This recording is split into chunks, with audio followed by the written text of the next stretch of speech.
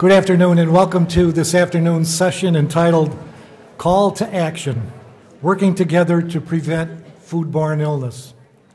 My name is Joe Corby.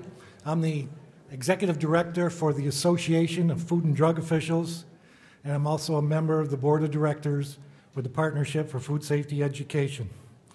And it is my privilege to be able to moderate and facilitate this very important session this afternoon, which is being broadcast live on the internet. For 3 decades, the Healthy People Project has established benchmarks and monitored progress for improving the health of all of our communities. There's an awful lot of people, a lot of individuals, and a lot of professions that on a daily basis work very hard to improve the health of our citizens. And like you, they are educators, they're teachers, they're scientists, they're doctors, they're nurses, and they're public health officials from both the public and the private sector. This afternoon's session will focus on current government efforts to improve our food safety system through the employment of new prevention-based intervention strategies and engagement of stakeholders, including consumers, through public-private partnerships, which will enable us to work in a more integrated and coordinated fashion. My association, AFDO, is an organization that represents federal, state, and local regulatory officials. And we know very well, it's very clear that reforming our food safety system will take an awful lot of time, but we know it's the right thing to do. And our call to action is to meet regulatory program standards so we can establish uniformity and equivalence on how we go about doing our inspections and our investigations. We also have a call to action to expand the scope of our oversight and our communication to the farm and to the producer level, and to better engage consumers through new innovative education mechanisms so that the system is truly a farm-to-table system. And finally, another call to action that we have is to better respond to foodborne illness outbreaks so that consumers can finally have the food safety system they want and they deserve. While this challenge is great and to many it seems an unsurmountable task, we strongly believe that we have that critical first ingredient that is necessary for us to be successful, and that is leadership from our federal partners. The 2 people to the left of me are 2 such individuals. They are leading reform in their agencies. They are working collaboratively with state and local regulatory officials. They are creating public-private partnerships with consumers and industry. And their efforts will help build this reform, and it will impact all of us for many, many years to come. And I now have the honor of introducing both of them. And what I'd like to do is just say a few words about both of these gentlemen and then let them speak, after which I'll come back up here and facilitate a question and answer panel. First is Brian Ronholm. Brian was named Acting Undersecretary for Food Safety in December 2013, and he oversees the policies and programs of the Food Safety and Inspection Service, FSIS, which is USDA's public health regulatory agency that ensures the safety of commercially produced poultry, meat, and egg products. Brian's also chair of the U.S. Codex Policy Steering Committee, which provides guidance to our country's delegates to Codex Alimentarius Commission. Brian joined USDA in April 2011 as Deputy Undersecretary, and in this position he was part of a leadership team that implemented some very significant policies, new policies, that truly have enhanced consumer protection. They include the zero tolerance for 6 strains of pathogenic E. coli in raw beef, a common sense test and hold program, which requires products to be held and then tested before they enter commerce. A tough new performance standards for Salmonella, and the first ever performance standard for Campylobacter in poultry. Prior to joining USDA, Brian served as an Agriculture Appropriations Associate on the staff of Congresswoman Rosa DeLauro. And for those of you that know her, she has always been an enormously strong advocate for food safety. Mike Taylor. Mike Taylor is currently the Deputy Commissioner for Foods and Veterinary Medicine at U.S. Food and Drug Administration. In this position, Mike provides leadership and direction to the Center for Food Safety and Nutrition, CFSAN, and the Center for Veterinary Medicine, CVM. He also works closely with the foods-related programs of FDA's Inspection and Compliance Arm, the Office of Regulatory Affairs, ORA.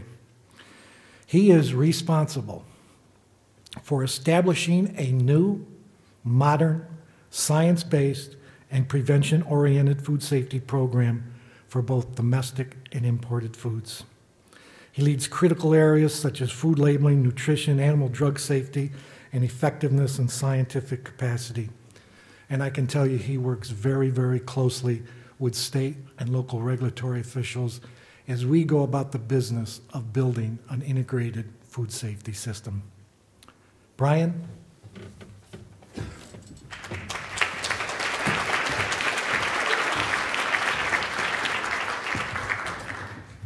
Good afternoon, everyone. It's great to be here, and I appreciate the partnership sponsoring this event and for inviting me to speak. And based on what I've seen so far over the telecast and also in the people I've spoken to, it sounds like things have been very productive so far, and I'm thrilled to be able to contribute.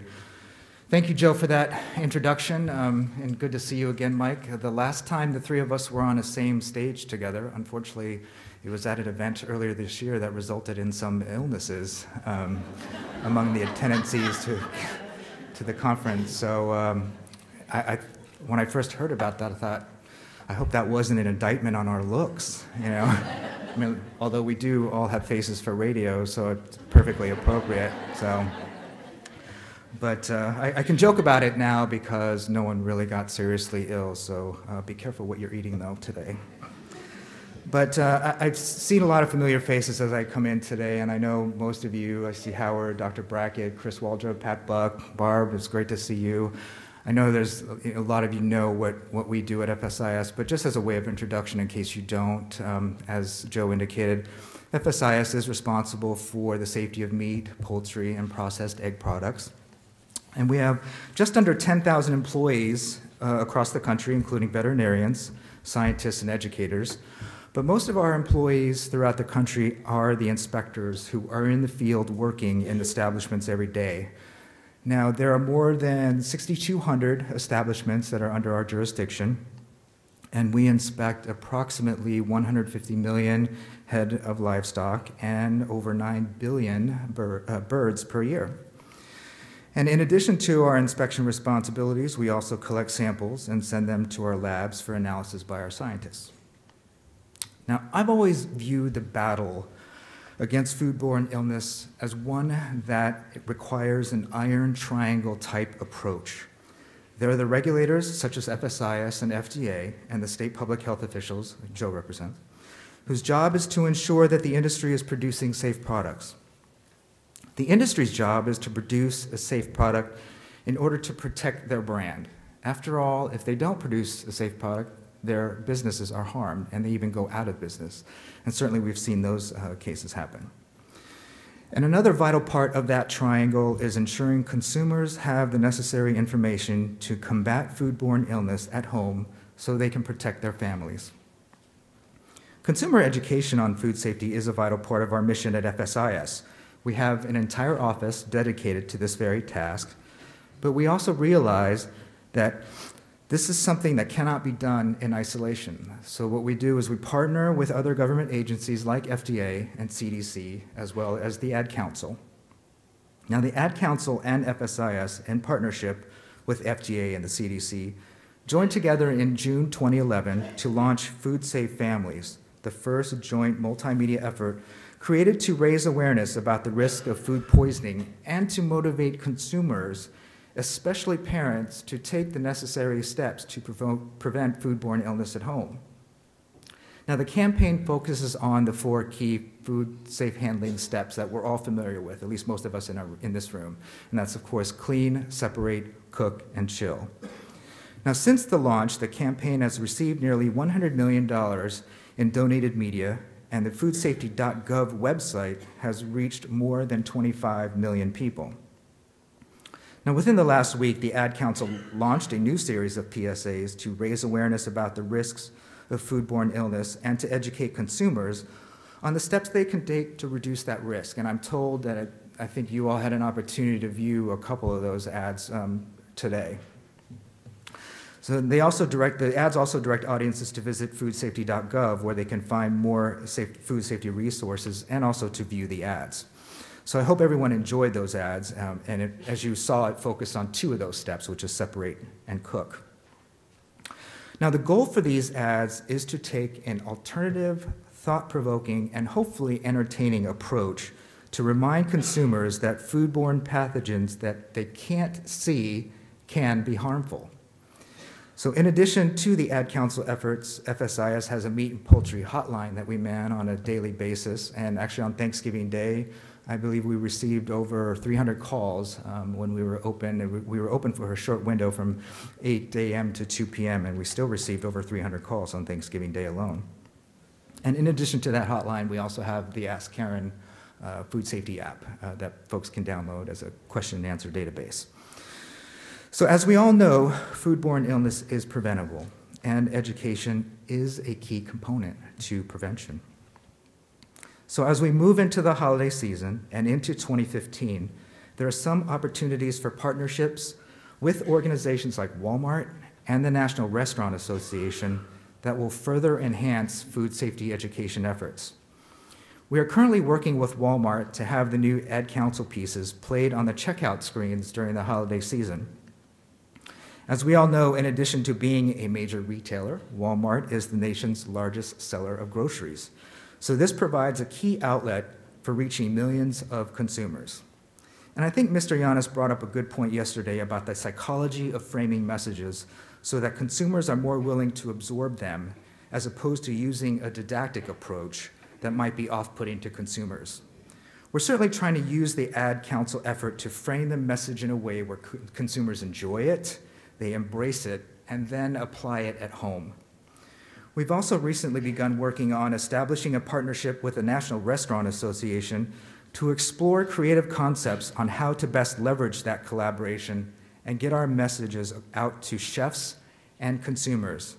The important part of this effort is to avoid illnesses that may occur from undercooked meat at restaurants, because every once in a while we do get news of illnesses that are a direct result of people consuming undercooked meat at restaurants. So this would be an important way for us to be able to reach out to restaurant members. Not necessarily all of them are NRA members, but it's a way to push that message out to the food preparers at these restaurants as well as consumers. And as evidenced during this conference, collaboration really is important to the success of our common goal of reducing foodborne illness. Everyone here, especially the educators, are important mouthpieces for these messages and can help us refine these messages to make them more effective. As we in the food safety community attend sessions like this to discuss how to move forward, let's not forget the reasons we all think food safety education is an important public health issue. Joshua Kay was a very active 8-year-old boy in Braintree, Massachusetts, who had a wide variety of interests: baseball, karate, pottery. He even raised money to help save stranded dolphins. He loved to build things, whether in real life or in Minecraft. And if you're a parent of a young child, you know precisely what Minecraft is. He came home from summer camp one day not feeling too well and was feeling a little lethargic. Nothing seemed out of the ordinary because, let's face it, kids experience this at least several times a year. And it was no different than what any typical child goes through. However, things got progressively worse, so Joshua's parents brought him to the ER. It turned out that Joshua had an E. coli infection, which was made more problematic because of a pre-existing condition that he had. His condition worsened when the infection turned into hemolytic uremic syndrome, which led to kidney failure until finally it culminated in a fatal stroke. Less than 2 weeks after becoming ill, Joshua was gone at age 8. I had the misfortune and fortune of meeting Joshua's parents, Andrew and Melissa, recently. Misfortune, obviously, because of the circumstances. Sorry. I have a child of a similar age, so I can't even fathom what they went through or are going through. But it was fortunate to meet them, too, because of the great deal of time they've spent since that to educate themselves on the issue. And they'll become important advocates as we move forward. One thing struck me when I met with them is that in the course of doing their research and when I was meeting with them, they said, we had no idea that something like this can happen just from something as simple as undercooked burger. That's what we face in educating consumers, and that demonstrates the work we have to do that faces us. So I appreciate all of the work that you all do in helping us spread that message, and we know that together we can have a great impact for everyone. So thank you so much.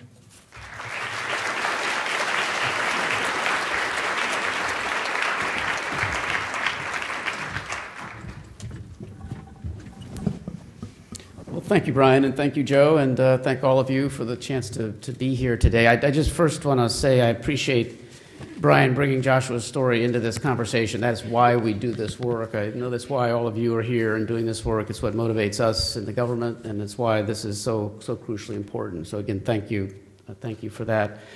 I do enjoy having Brian as a colleague at USDA. I have to say that as we fight for budget, I wouldn't mind if you were back on the appropriations staff, working the issue from there. But it's great to have Brian as a colleague, and we do have an extraordinarily close working relationship with USDA at many levels, and it's I think it's what we need to do our jobs well together, and we're committed to that partnership. It's incredibly productive.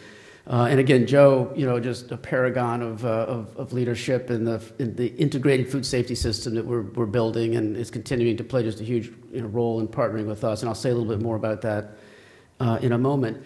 But the first thing I want to do is just say what a fan I am of you and of this conference and of the Partnership for Food Safety Education. The title of the conference is Together a Food Safe America, and then this session is a call to action, working together to prevent foodborne illness. I must add that the voices for radio are staring right back at me from the screen down here, which I find slightly disturbing, but nevertheless, I will soldier on. I say all the time that food safety and progress on food safety it has to be a community-based enterprise, and I mean that in a very broad way to include the industry we regulate and our state partners in a regulatory partnership, but hugely the community that is out there on the front lines working on food safety education.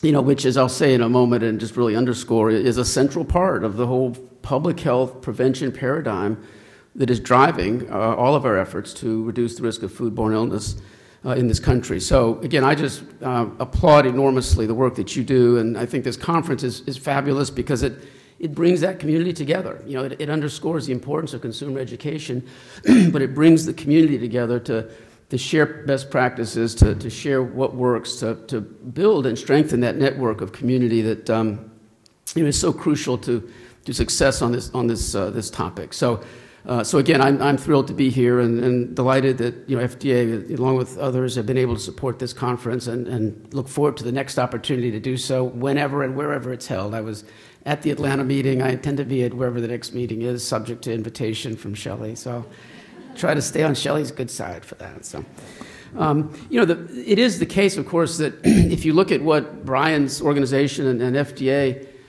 do on food safety, our mandates and our resources are overwhelmingly not directed toward consumer education. They are overwhelmingly directed towards putting in place the systems that prevent foodborne outbreaks in the first place, and then also, of course, the systems of response so we can contain outbreaks, and we can do the regulatory follow-up, following when outbreaks do occur. And that's really largely as it should be.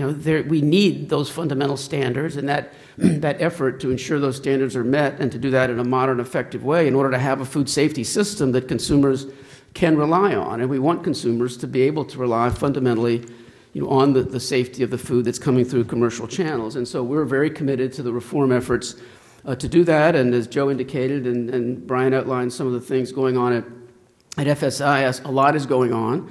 And of course, we at FDA are in the midst of implementing the Food Safety Modernization Act, which is a massive paradigm shift in how we do our job. And I think most of you are probably generally aware of this, but just to kind of review a little bit, as you know, this was a law that Congress, President signed in January of 2011, and it mandated that we codify in regulations what has been learned over the last couple of decades, really, by the industry, by the academic community, by the government, about measures that can be taken in a practical way in food production and processing settings to reduce the risk of contamination, and to make those emerging understandings of best practices in production and processing the norm across the country for all segments of the food supply. We did it 20 years or so ago for meat and poultry and seafood. FDA did it a little bit after that for juice.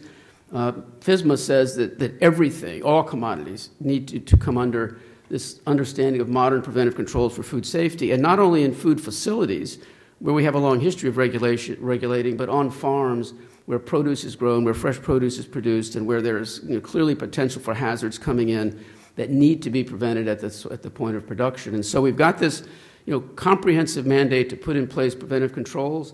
We're going through the rulemaking to do that.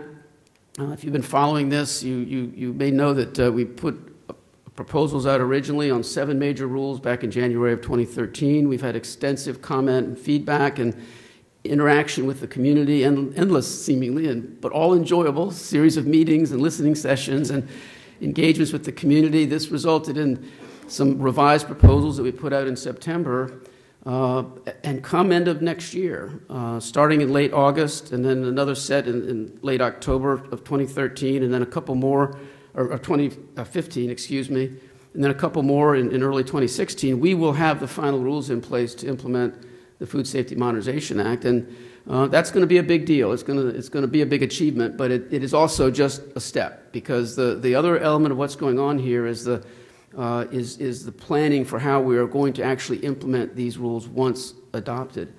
How are we going to get the high rates of compliance with these rules that achieve the food safety purpose, the risk reduction, the foodborne illness prevention purpose of FSMA, the overarching purpose of the law, but also get the compliance that instills public confidence and that creates a level playing field so that those who are engaged in best practices already are not being competed with by those who have not come up to today's best practices for food safety. So that's a massive undertaking as well. It's occupying right now within FDA that implementation planning probably even more time and energy of staff and senior leadership as the rulemaking itself, as much of a task as that is. This implementation effort is going to take the partnership with the states and local governments and tribal governments to an entirely new level. We've worked with the states for a long time, but FSMA mandates, as Joe indicated, that we actually build a national integrated food safety system in where we're actually working, planning our work, carrying out our inspection and compliance work in a completely coordinated way, mutually relying on what each other does, doing it in an efficient way so that we're making best use of all the resources that we've got in the public sector to oversee food safety practices, that we're making best use of that to achieve the food safety purpose of FSMA. So that's very exciting to us at FDA, and we look forward really to some, I think, exciting new ways of working with state and local colleagues around the country to implement this law. We're building a whole new import oversight system under the FSMA mandate. Again, a complete paradigm shift there from relying on FDA inspectors to catch problems at the port of entry. We only physically examine less than 2% of the 10 to 12 million food entries that come in each year. FSMA says, yeah, by all means, we'll keep checking product on a selective, targeted basis, but we have to define the responsibility of importers to verify that foreign suppliers are producing product in accordance with our standards. So there's a whole new regulatory framework for importers to hold them accountable for managing their supply chains for food safety, and we're also mandated as an agency, as a regulatory agency, to be overseas more often, to do more foreign inspections, to work with foreign governments. So we're building this whole system of prevention so that when food gets to the consumer, it's been produced, it's been processed, it's been transported, it's been presented at retail, and then it gets to the home of the consumer. The consumers can have confidence in what has gone into making that food as safe as we can reasonably make it. But what we all know, is that we will never get to the point where consumers are out of the picture when it comes to preventing foodborne illness. In fact, we affirmatively see consumers as part of the prevention paradigm. 5 pillars of prevention, on the farm, primary production, processing, transport, retail, and then what happens at final preparation by consumers. It's all part of a farm-to-table prevention paradigm. And so we need to take that seriously as we do our work at FDA. So, and so how do we do that? How do we work with consumers? We know, first of all, that the federal government, for all the good stuff that we do, and I think you've heard about some of that here at this meeting when it comes to food safety education, and I see Marjorie Davidson is here, and there are folks, the team at FDA that does this work, and FSIS does a lot of great work. In addition, including but not limited to the call-in, the hotline on Thanksgiving Day, which is a great thing to be doing. But how can we support consumers? And this is where I just think the partnership is such a crucial part of the picture, because we don't regulate consumers, so it certainly limits to what we can do. But how do we have a community effort that brings together what government can do, what the industry can do, what consumer groups can do, and then what all of the professionals here who do this work can do to give consumers the tools they need to play their role in the prevention paradigm. We say in implementing FSMA that we're going to require training for workers on farms. We're going to require training for workers in facilities who are a part of a preventive control system in facilities. Well, consumers are part of the prevention paradigm. We need to give them help too, and it's in the form of education and the things that we can do, working very directly at the front line with consumers to support their part in the food safety system. So FDA buys into that paradigm, and I think the question that FDA needs to continue to work on, and that I'm pledged to continue to work on, is to figure out how we at FDA can do more to help you do this work. And I think there are a number of ways we can get at that. I mean, one thing that we are going to be doing as we develop our own comprehensive approach to what my mantra at the office, I probably say this twice a day, is risk-based priority setting and resource allocation. How do you do that in a way that gives due credence to the role that consumer education can play in reducing foodborne illness, and use that assessment of what contribution this part of the prevention system makes to reducing illness to inform our resource allocation? We should be putting more resources into consumer education than we do, and we need to figure out how do we frame the analysis that supports increasing those resources and attracting those resources from Congress to do this important work. And so that's one thing that we're pledged to do in the coming year. We think part of that, very closely related, is supporting the efforts that I know the partnership has already been involved in, and some of the speakers at this conference talked about, and that's how we evaluate the impact of what we do. How do we know what we're doing works? We've got the messages. I don't think it's a question of rethinking the messages. It's a question of how do we convey information to consumers? How do we motivate consumers so that we get the behavior change that reduces risk? And so I don't think we can take for granted necessarily that everything we've been doing is the optimal thing to do going forward. What are the ways we can reach people where they live to have that behavior change impact? And so I think we need some investment in evaluation. I know many of the programs around the country do some of this already, but how do we elevate that, and how do we share the results of evaluation with others across this community to improve the effectiveness of what we do? That's another thing that FDA that we are committed to working on with you.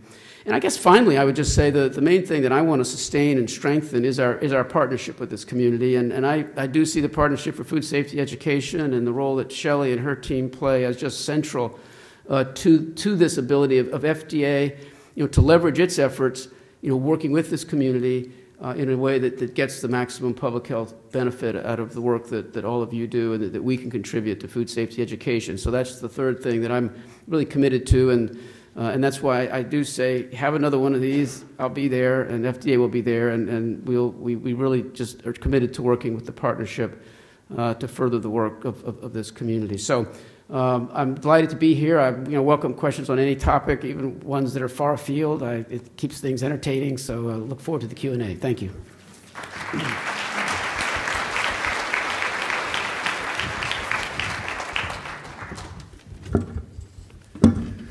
Thank you, Brian. Thank you, Mike. As I invite you to come up to ask questions at one of the microphones, I wanted to first start by having a question from one of the grade school students. We have several questions. One of the great things that this partnership does, and one of the reasons we're so honored to be included with the Partnership for Food Safety Education, is what you do for children.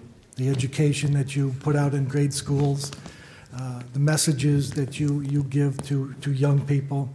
It is so critically important, and it truly has an impact on what my profession does as regulators and what government does. So kudos to the partnership. It's a great thing. So we wanted to have some students send in some questions.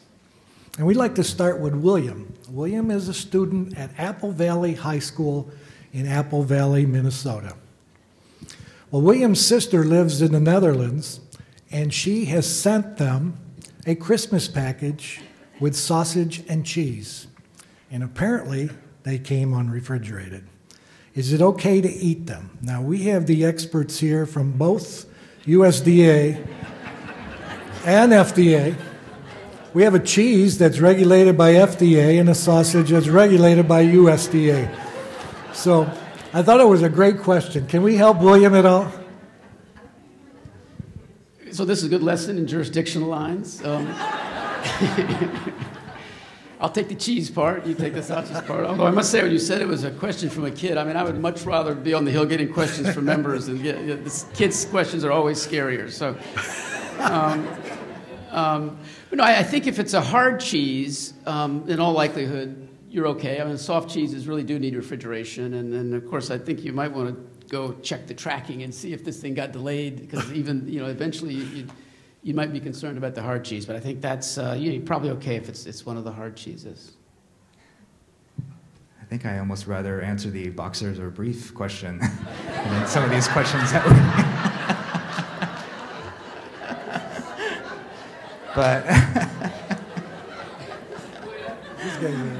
But this is a question from Minnesota, which is where I was born, so, oh my God.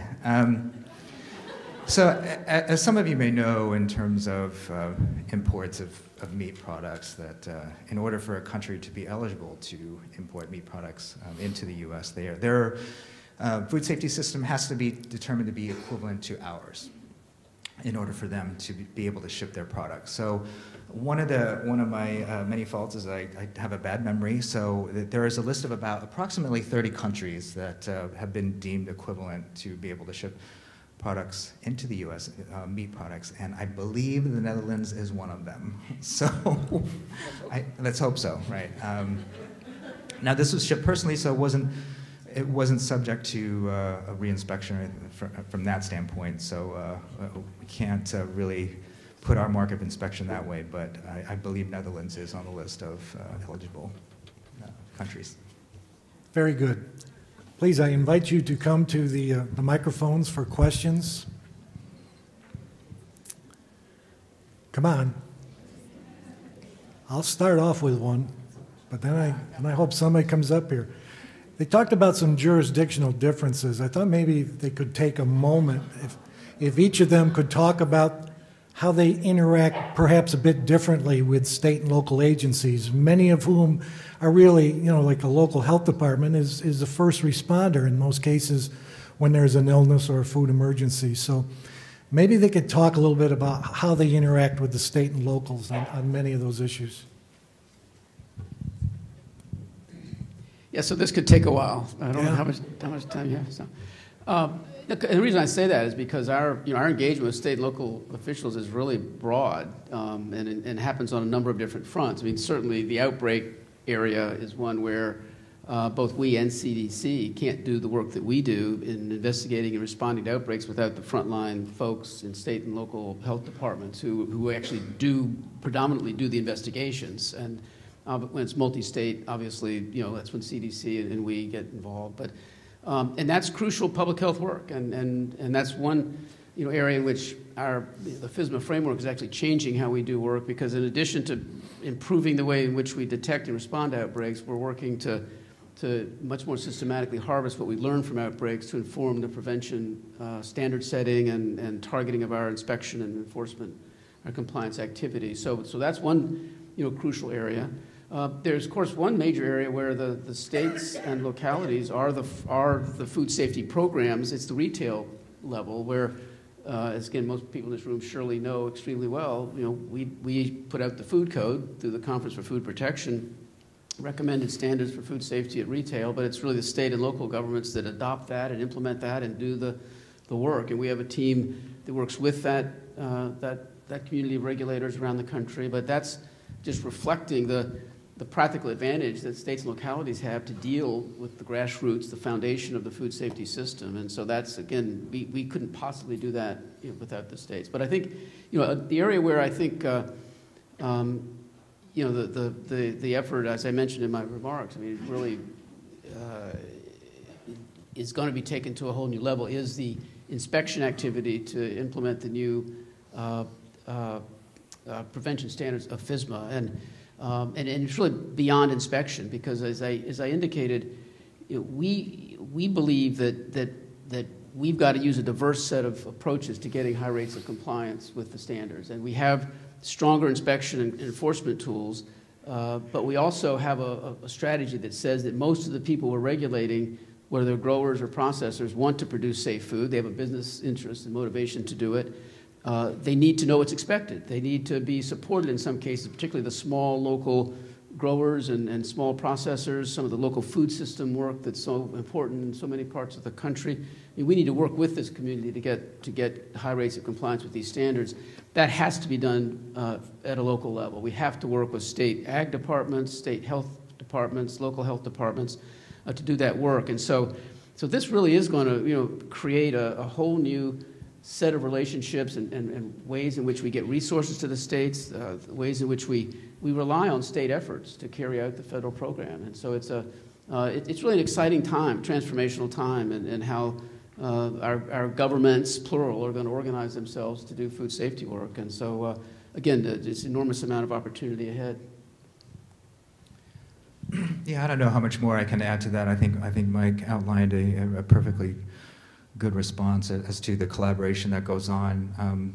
Certainly there is great work being done, whether it's interfederal with the Food Safety Working Group, through IFSAC, and then that extends to the state level as well, because obviously they're the ones with the boots on the ground and can have the immediate response. And that's an important part, and I think we've seen some instances where maybe there can be some improvements in terms of the way we communicate with states or the way states can communicate with us. And a lot of times that depends on what resources the particular state has available.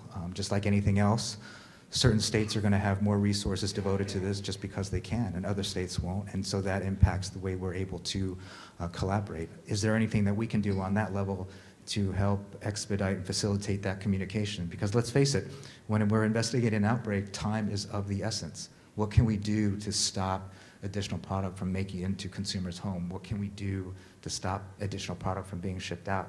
And the only way we can do that is to collaborate effectively with the states to make sure we identify these outbreaks quickly.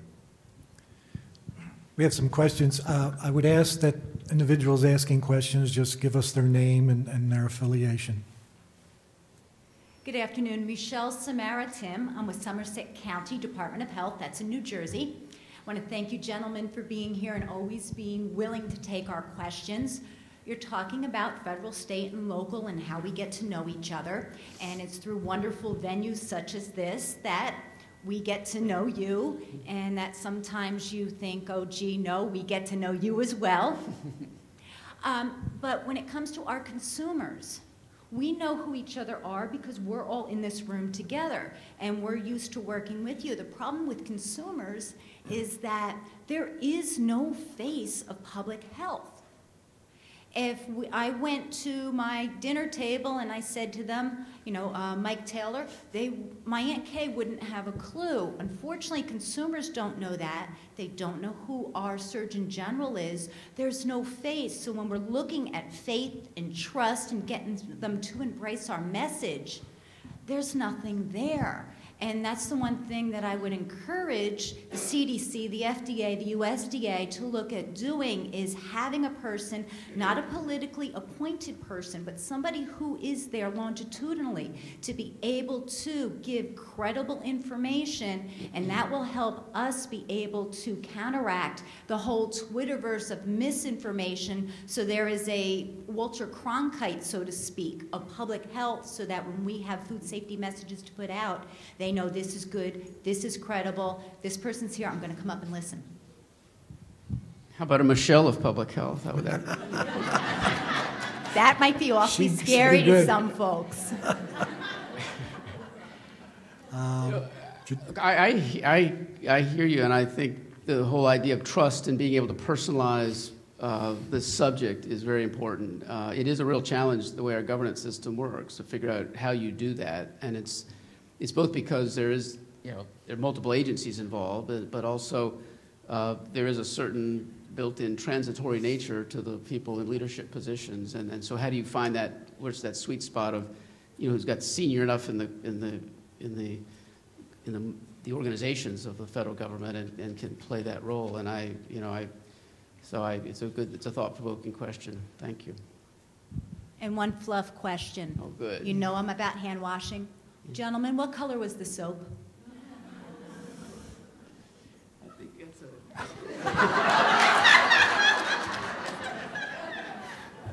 Well, first of all, what do you have against political appointees? The soap that was in this bathroom was a foam, so it was white. Chris?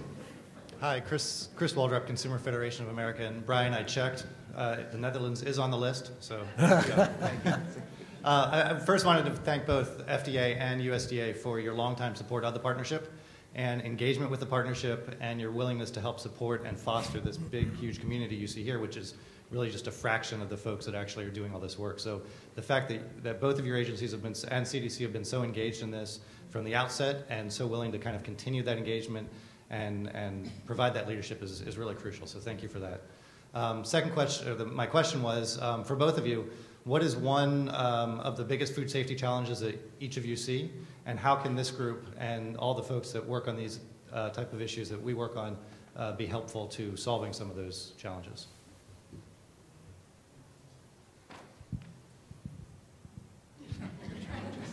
Yeah, I'm going to use the rich field of FSMA to identify a challenge or two. I mean, because you could answer that in terms of particular hazards, and I think we're familiar with what the major contributors to foodborne illness are, and I think thinking about it in those terms is, will always be important because we've got to reduce the burden of illness associated with the hazards we know about, just for starters. And so with that as a given, I think and this may not be the lens through which you are thinking about this, Chris, but it is following through on implementation of FSMA in a way that fulfills its food safety purpose, that gets codified the right standards that reflect the emerging best practices, and have that be real and rigorous, but also be adaptable and workable across the diversity of the food system. You've heard me say this a million times, but I just think if folks want to get a sense of what FDA is grappling with and placing a lot of importance on, it is doing both of those things. It's got to be right for food safety, but it's also got to be workable across the diversity of the food system because you got to bring people along. The people who are producing food in this country, by and large, care as much as any of us about the quality and safety of that food and are working conscientiously to produce safe, high-quality food. We've got a new regulatory apparatus that is not only stepping up the standards for people in food facilities, manufacturing, but is regulating for the first time a community of growers who have not been regulated before, many of whom have invented the modern standard of care, but many of whom are operating at scales and in production settings where there's a need for training and education, and they want to do it. I mean, I've been on many small farms. They want to do it, but they need a government that's working with them in a collaborative, positive way to achieve the food safety purpose. And I'm spending way more time on produce than I thought I would when I came into this, back to FDA in 2009. But it really is, I think, captures the challenge but also the opportunity that we have with FSMA, because there are some significant risks if we don't do produce right.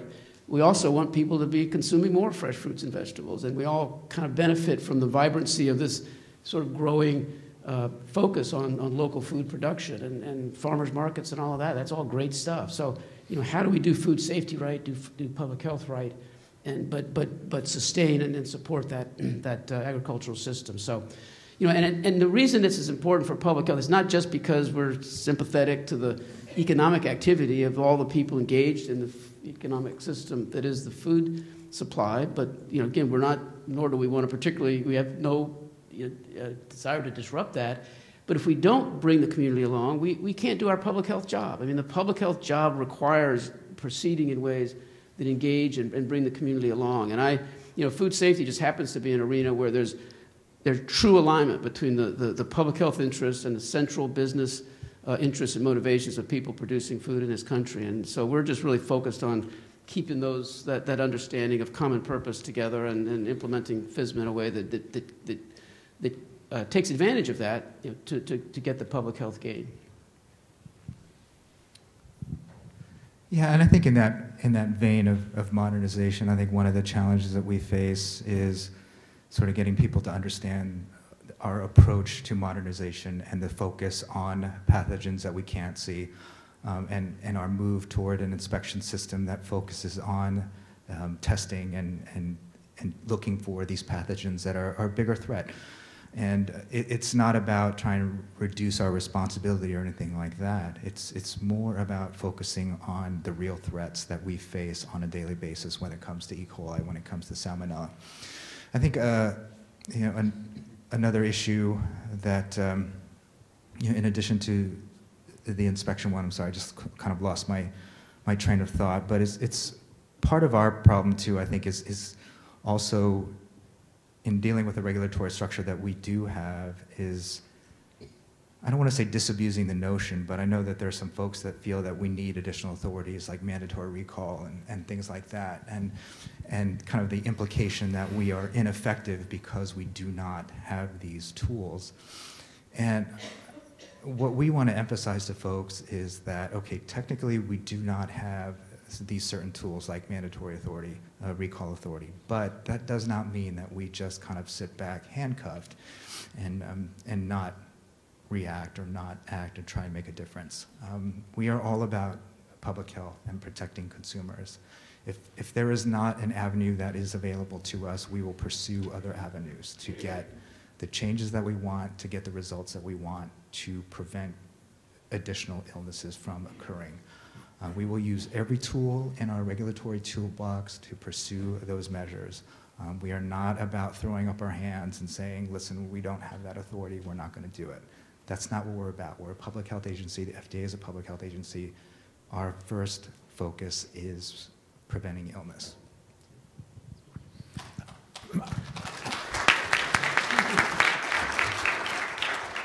I thought we'd go out to the country here and get another question from one of our kids, if we can bring that up. This is from Thomas. Thomas is 13 years old, and he's a student at Cumberland Academy at Georgia, in Academy of Georgia in Atlanta, Georgia. I don't know if this is a timely one or an untimely question, given that Thanksgiving was 2 weeks ago, but Thomas is concerned about how long can Grandma leave a frozen turkey out before it goes bad? And Brian, I believe that's one of your products. Indeed. I think it's always timely because my family used to make turkey at Christmas time. We celebrate Christmas, so my mother made a turkey then as well. So I think it's perfectly appropriate to ask this question even after Thanksgiving. The rule of thumb for frozen turkeys, I think many of you probably already know this, but first and foremost, you should not thaw a turkey on the kitchen counter. I know that, growing up, that's what we all did. I mean, we all thawed our meat out there on the counter. In fact, we probably foolishly put it in the sun, thinking it was going to help facilitate the thawing process. Now we know that's probably not the wisest thing to do. Frozen turkey should be thawed in the refrigerator, as you all have heard by now, and hopefully all of our sort of carpet bombing message across the country before Thanksgiving, you were able to get that message. The rule of thumb that can be used for thawing a frozen turkey in the refrigerator is to allow for 4 to 5 hours for every, Carol, is it every pound? 4 to 5, yeah, 4 to 5 hours for every pound of turkey. Not 4 to 5 hours. For every, Uh-oh. this is how, damn political appointees, they don't know anything. So, Let's get an expert up. Yeah, let's get a real expert. We need to help Grandma out here. Come on. 1 day in the fridge for every 4 to 5 pounds. Okay.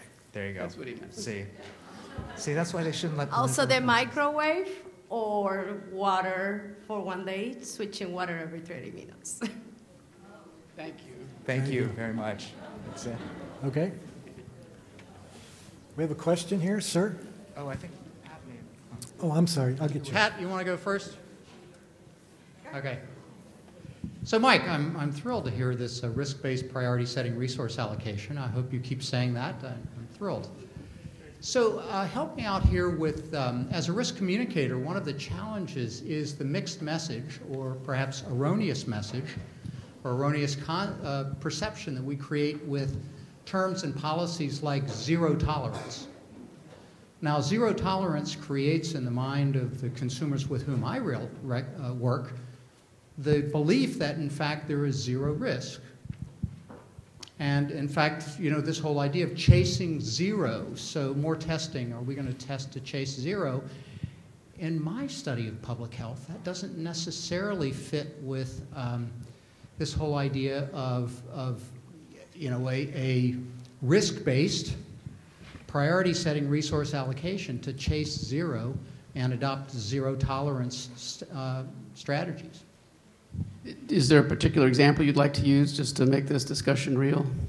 Yeah, we could take a series of examples, but we have some groups now promoting to add to the zero tolerance some of the salmonella, as an example. Yeah, so another example where there's been debate about this is Listeria monocytogenes, Yep. which FDA has actually looked at hard over the last decade or so. And FDA, and actually I've been myself involved in establishing zero tolerances, I'm glad to say. I want to draw a very clear distinction when we talk about zero tolerance and what it really means in our regulatory program.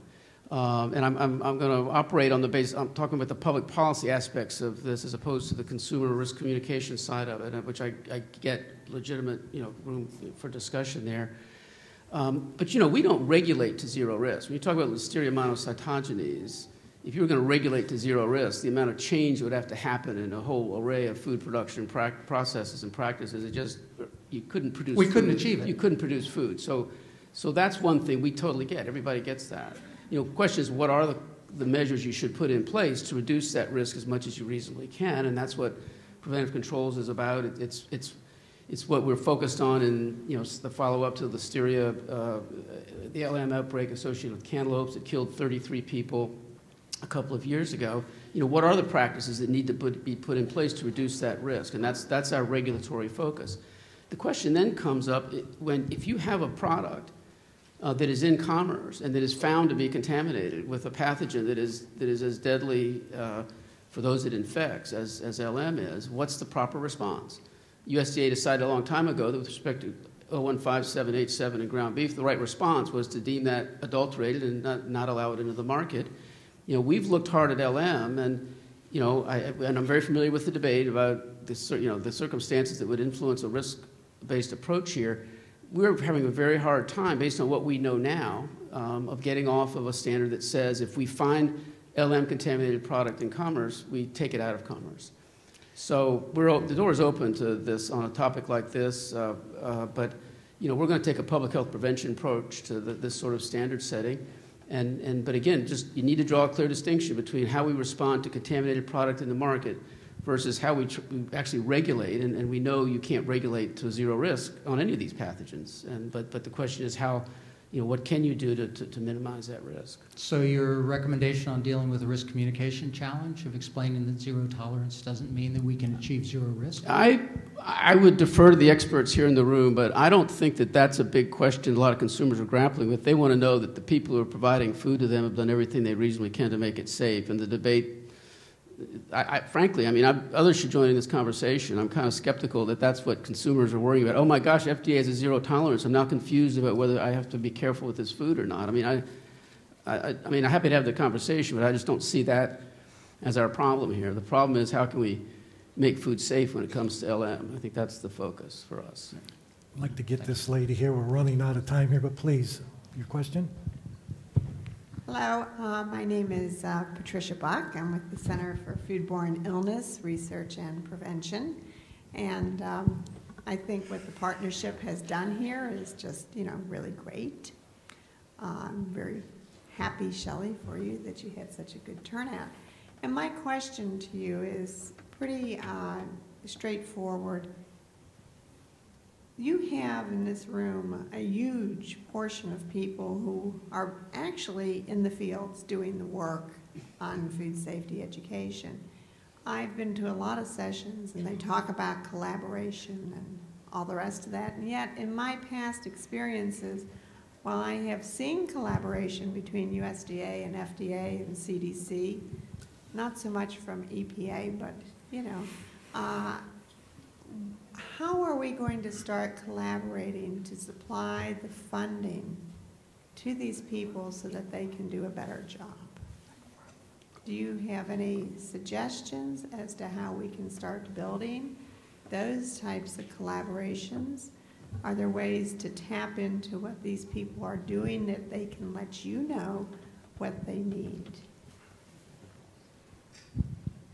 So, Pat, again, very fair question, and as I indicated, I don't think we do invest enough from the federal level in consumer education, and I need to take responsibility for seeing what we can do to change that. I think, part of the reality is that Congress has given us a statutory authority and mandates to do this regulatory job. We're not mandated and resourced to be a consumer education agency, but this is why I want to emphasize the idea that this is part of the prevention paradigm and that it deserves investment.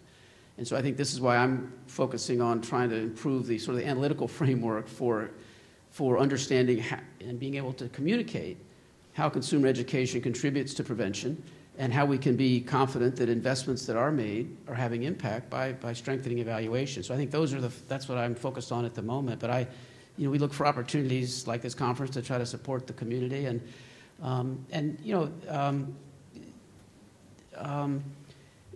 think there's opportunity within our initiative to try to strengthen funding for state programs for possibly to have enough flexibility in the way that money is provided so that perhaps that can be a vehicle for reaching consumers. I know some of the state departments, state agencies, state ag departments, as well as health departments that we're talking to about produce safety. They want to have a holistic program to strengthen the safety and public confidence in the safety of produce, and so that education can be part of that. So. Yeah, I think all those are really great suggestions, but of course the one thing I'm thinking most about is how can we take a topic like food safety and start integrating it into like our nutrition programs or into the other programs that we have.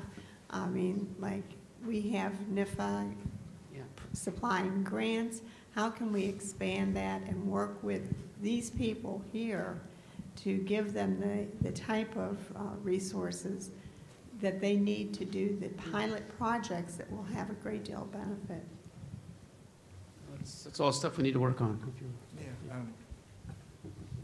I would just say, I think obviously everyone is going through tight budgets, and so I think important for us would be to be able to demonstrate results as we identify these programs that are effective. The more we're able to do that, the more we can demonstrate to Congress, like, look, this funding is effective. We have a very significant return on investment whenever we put these funds to these programs. Just getting back to the question on chasing zero, and I'm speaking to this more as a consumer.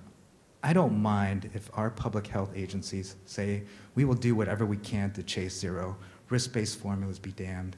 I don't want to be in a meeting with Andrew and Melissa Kay and say, sorry, your son, Josh, was an acceptable death because it falls under a risk-based formula.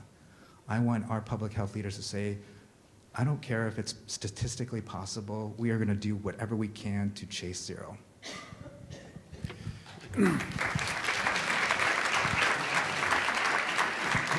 We have one last question from a student, and then Dr. Gravani. No, okay, one last question from a student, if we can tee that up. This one is timely.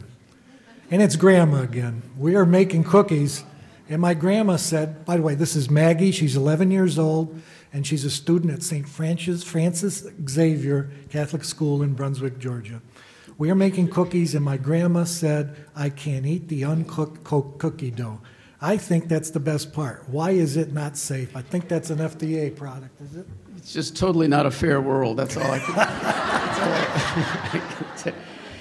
So here's the issue, Maggie. I'll introduce you to the harsh realities of the world. Your grandma's putting eggs in your cookie dough mix, and they're not cooked until the cookie's cooked, and those eggs present a hazard. So, yeah, unfortunately, don't dip into the cookie dough. We've also had outbreaks associated with cookie dough where we believe we've traced it back to flour that can be contaminated, and it is going into the product even before it gets to grandma. So again, just sad to say, you need to be patient and wait till the cookie's cooked. And I think I'd like to end this session as a grandparent and say, always listen to your grandparents.